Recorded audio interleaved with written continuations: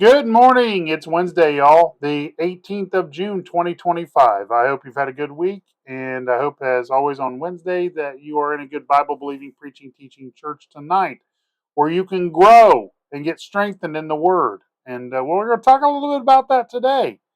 And looks like we're going to go back into the judgment seat of Christ thing.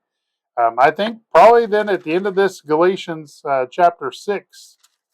When we wrap up Galatians, I think we're going to have to go back into this inheritance. I wanted to wait until we got into Second Corinthians, but it's in Second Corinthians chapter 5 we start talking about the judgment seat of Christ. But as far as yesterday, no video yesterday. I apologize. I took Corey to work. She had a doctor's appointment yesterday afternoon, so I worked a couple hours, and then she had to go for this appointment. I wanted to be there with her.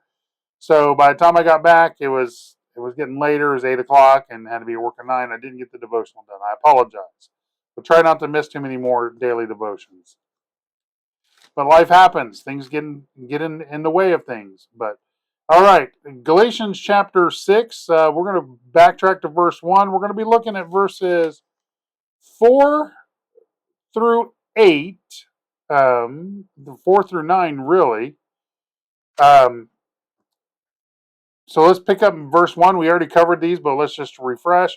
Brethren, if a man be overtaken in a fault, ye which are spiritual, restore such an one in the spirit of meekness, considering thyself, lest also thou be tempted, lest thou also be tempted. What Paul was saying is, look, we are spiritual, that we are right with God. We need to make sure we are right with God. When we have a brother that's been overtaken in a fault, and we looked at the fault thing, the fault is the imperfection that leads to the sin and the outward manifestation of that sin. Ye which are spiritual, we are supposed to lift that brother up and help restore him in his relationship. Now that restoring sometimes could be like Nathan and David, where Nathan told David, "You're the man, you're the problem." And then the same thing with Paul and Peter. Paul went right and withstood Peter to the face and said, "You're the reason we've got all these Judaizers coming in and trying to get people to get circumcised. You're the problem because you can't make up your mind who you're going to be with, the Jews or the Gentiles, when you're supposed to be with both." And but so when we do this, we have to watch our own relationship to make sure it's right with God, and that when we're helping restore somebody, our own life is not a train wreck in secret. Verse 2, bear ye one another's burden. We're supposed to be there to help one another, helping each other carry our crosses, bear our burdens, help each other with our struggles. That's what we're supposed to do as Christians. For if a man, verse 3, think himself to be something when he is nothing, he deceiveth himself. Now, when Paul gets into this, when a man think himself to be something when he is nothing, he deceiveth himself. That's for these people that are super spiritual, that are going out and trying to lift people up, but their own life is an actual train wreck. They're putting a fake, putting a facade. It's a false appearance, false flag of what they actually are in private. Look, I tell people all the time, I'm a mess in private. I am. I struggle with the same things you struggle with and sometimes worse. I do. That's just my nature. But I know how to overcome these struggles, and I want to help you overcome them as well. But now, let's start in verse 4. But let him every man prove his own work, then shall he have rejoicing in himself alone and not another.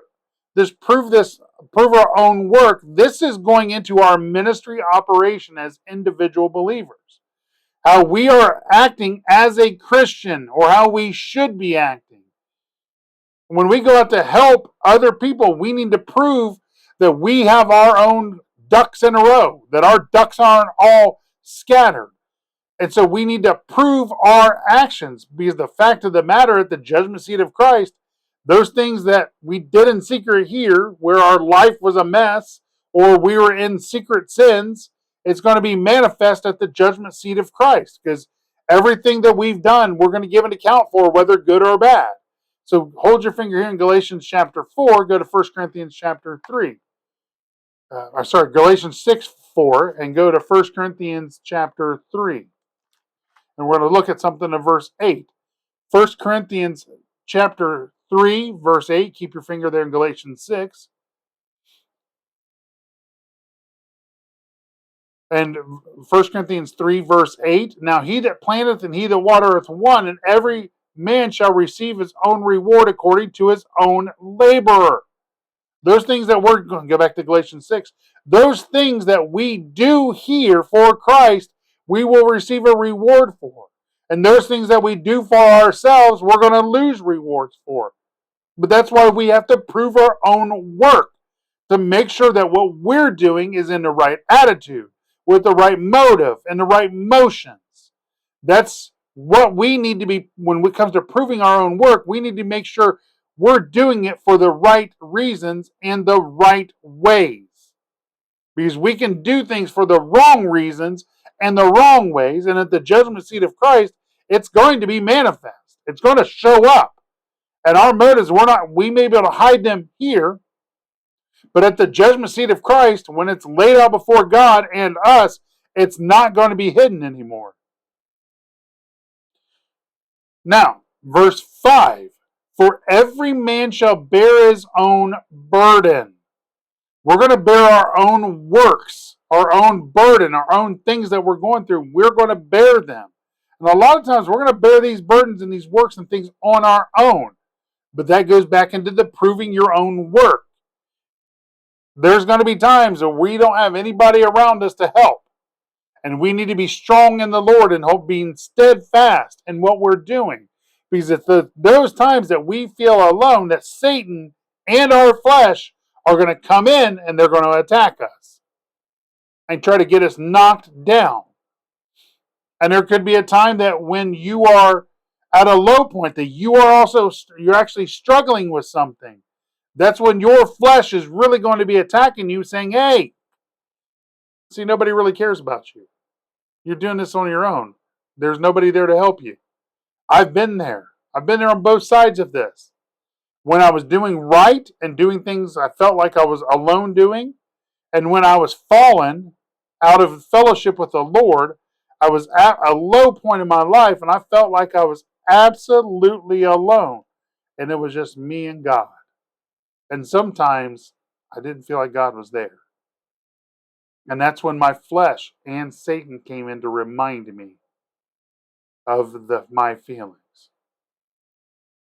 So when it comes to proving your own work and bearing your own burdens, it can be a hard journey sometimes.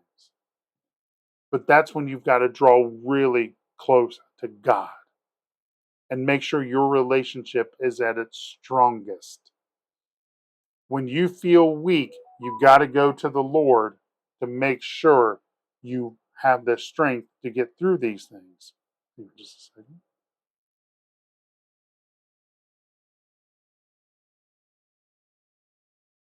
All right, now, verse 6. This is a tough one. Let him that is taught in the word communicate unto him that teacheth in all things. Now, honestly, I'm not sure on this verse. I'm going to use a cross reference. This could be in relationship to going back to what Paul was saying up there. If a man think himself to be something when he is nothing, he deceiveth himself. When we get to this verse, let him that is taught, and the word, that is you sitting under preaching and teaching, communicate unto him that teacheth in all good things. Hey, I don't know. I'm not sure about this one. I'm really not. It could possibly be that, one, make sure you're in line with the teaching. That's one possibility. You're in line with what is being taught to you, and that you are following your leadership, those that are over you in the Lord. That could be possibly what it's talking about. But there's another possibility. You would go with me to Hebrews chapter 5, verse 12. Keep your finger there in Galatians chapter 6. Take a right, go to Hebrews. Hebrews chapter 5, jump down to verse 12. Hebrews 5, verse 12. For the time you ought to be teachers, you have need that one teach you again, which be the first principles of the oracles of God, and are become such as have need of milk and not of strong meat. there's a possibility this goes back into what we looked at before, being not deceived, but also going into, I'm sorry, where it says, think himself of something when he is nothing, he deceiveth himself. If you go to the next verse here, be not deceived, Galatians chapter 6, verse 7, be not deceived, God is not mocked, for whatsoever a man soweth, that shall he also reap. What Paul could be saying here in this passage, and it would go into relation, what had been the theme is them being caught up in these false teachings of the work salvation and works to keep your salvation. It could be Paul saying, look, you got to go back to the basics. And I think that's probably what that verse means. You got to get back to the basics to where you can grow, to where you can be teachers again. All right. That's what I think. Now, that's all I got for you today. I hope you have a great day today. Again, I hope you're in church tonight. Good Bible believing, preaching, teaching church.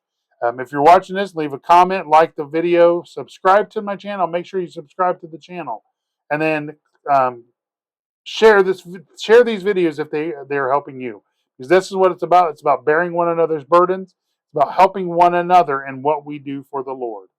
All right. God bless y'all. Lord willing, we'll talk again tomorrow.